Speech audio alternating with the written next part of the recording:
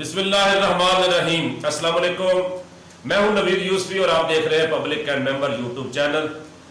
ناظرین، جیسا کہ آپ کو علم ہے کہ آج کل جنگ کا ماحول چائنا اور بھارت کا ہو رہا ہے، ہمیں خاموش نہیں رہنا چاہیے، ہمیں سونا نہیں چاہیے، ہمیں جاگنا چاہیے، اپنی فوج کا ساتھ دینا چاہیے، ہمیں یکجا ہونے کی ضرورت ہے کیونکہ انڈیا اور پاکستان کی جنگ ہونا ضروری ہے اور ہو کر ہی رہے گی۔ اس کے لیے 2 دن 4 دن 10 دن یا مہینہ لگ سکتا ہے، لیکن جنگ اٹل ہے۔ اس کی وجہ کیا ہے؟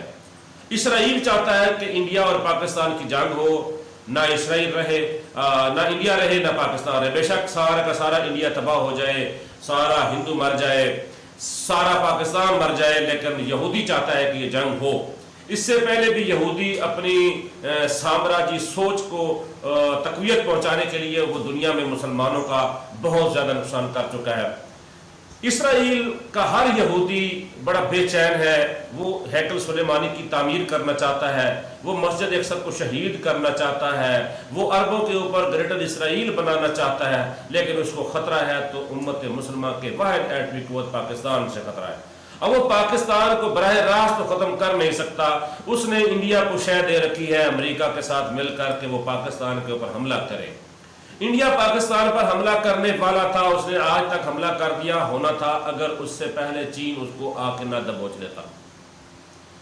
میں پاکستانی ISI اور پاکستانی وزیر اعظم کو خراج تحسین پیش کرتا ہوں کہ انہوں نے بر وقت فیصلہ کیا اور چین کو آگاہ کیا کہ ہمارا ملک اس وقت جنگ کے متحمل نہیں ہو سکتا، ہمارا ملک اس وقت جنگ کا متحمل نہیں ہو سکتا، ہماری پاکستانی قوم مختلف جگہ پر بکھری ہوئی ہے، خدا نخواستہ، لہذا اگر ہم جنگ لڑیں گے، ہمارا اگر 10 روپے بھی ڈالر چھوٹا ہو گیا یا بڑا ہو گیا نا، تو ہماری قوم ہماری حکومت کا ہی دھڑم تختہ کر دے گی۔ ہماری قوم کے اندر زیادہ تر جذباتی لوگ موجود ہیں، لہذا عمران خان اور ISI کے اور فوج کے مدبرانہ فیصلوں کی وجہ سے جو جنگ پاکستان اور انڈیا کی ہونا تھی وہ کچھ دنوں کے لیے ٹل گئی۔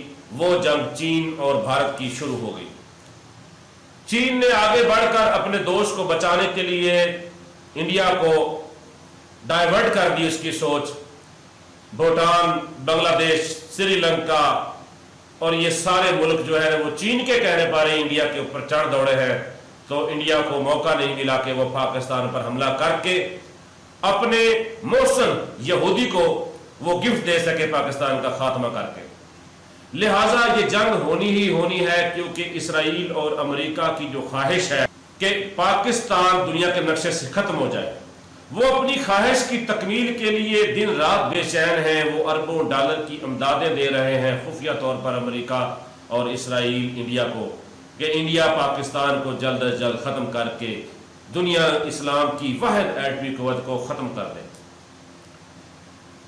کیونکہ آپ کو میں یہ بات بتا دوں کہ جو انڈیا کی راشٹریہ سیوک سنگھ ہے، RSS جس کو کہا جاتا ہے، جس کی چھتری کے نیچے BJP جماعت بن کے نریندر مودی اقتدار تک پہنچا ہے، اس جماعت کی جو فنڈنگ کی جاتی ہے، اس کا آغاز کیا جاتا ہے، یہ یہودی کے گھر سے شروع ہوا ہے۔ یہودی ہی چاہتے تھے کہ انڈیا کے اندر ایک ایسی جماعت بنے جو یہاں بسنے والے یا آس پاس بسنے والے مسلمانوں کے لیے ایک چیلنج بنے۔ تو وہ ایک عرصے سے پچھلے 70-80 سال 100 سال سے وہ RSS کو فنڈنگ دے کے وہاں گنڈے تیار کر رہے ہیں۔ RSS کی جو سوچ ہے وہ پورے انڈیا کے اندر پھیلائی گئی، جس کی وجہ سے دیکھیں کہ وہ BJP کو کشمیر کی جو صورتحال ہے اس کو ختم کرنا پڑا، اور مسلمان جو انڈیا میں رہتے ہیں ان کی شہریت ختم کرنی پڑی۔ اس کے پیچھے سارا ایجنڈا یہودی کا ہے۔ یہودی چاہتا ہے کہ دنیا میں ایک بھی مسلمان زندہ نہ رہے، کیونکہ اس کو پتہ ہے کہ مسلمان نے ہی یہودی کو تباہ و برباد کرنا ہے۔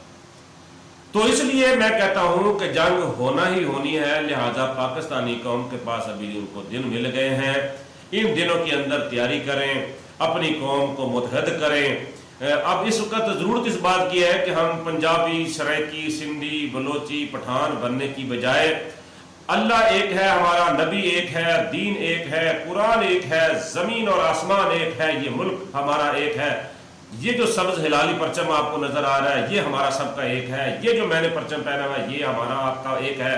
لہذا اس گرین سبز ہلالی پرچم کی نگہبانی کرنے کا وقت آ گیا ہے. اس وقت ضرورت یہ ہے کہ سارے اختلافات بلا کر ہم اپنی پاک فوج کے ساتھ شانہ بشانہ کھڑے ہو جائیں اور اپنے فوجیوں کو یہ بتا دیں کہ جہاں ہماری فوج کا ایک فوجی کا پسینہ گرے گا وہاں ہمارا پاکستان کے ہر شہری کا الحمدللہ خون گرے گا. ہم اپنی فوج کے ساتھ شانہ بجانہ انڈیا کے ساتھ لڑنے کے لیے تیار بیٹھے ہیں.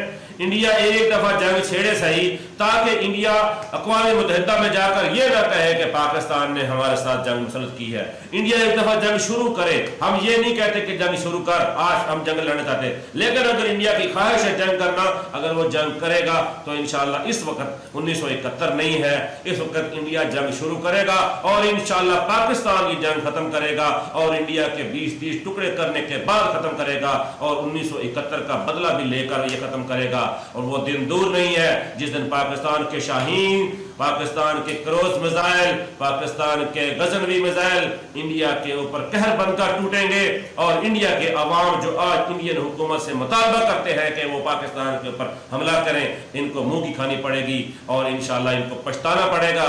لہذا وہ دن دور نہیں ہے جس دن پاکستان اور ہندوستان کا غزوہ ہند ہونے والا ہے. لہذا ہمیں ضرورت ہے کہ ہم پیر پنجر سرکار کی پیشین گوئیوں کو دیکھتے ہوئے اپنے فیصلے کریں اور پیر پنجر سرکار کے جو کہے گئے احکامات ہیں, جو ان کی پیشین گوئیاں ہیں, ان کو سامنے رکھتے ہوئے یہ سوچ لیں کہ جنگ ہمیں کرنی پڑے گی اور جنگ کے لیے ہمیں تیار رہنا ہوگا. پاکستان زندہ باد چینل کو سبسکرائب کر لیں اور اس کو اگر شیئر کر دیں گے تو یہ میسج دوسروں تک پہنچ جائے گا. ہم اس چینل کے ذریعے انشاءاللہ اپنی قوم کو متحد کرنے کی کوشش کرتے رہیں گے, اپنی پاک فوج کو سپورٹ کریں گے. اور اگر ہماری حکومت جو موجودہ حکومت فی الحال بہت اچھا کام کر رہی ہے, وہ بڑی اچھی اسٹریٹجی کے ساتھ چین اور انڈیا کے موجودہ حالات کو دیکھتے ہوئے آگے بڑھ رہی ہے, ہم اپنی حکومت, اپنی فوج اور اپنے سبز ہلالی پرچم کو سلام پیش کرتے ہیں. پاکستان زندہ باد, پاک فوج پائے نظر.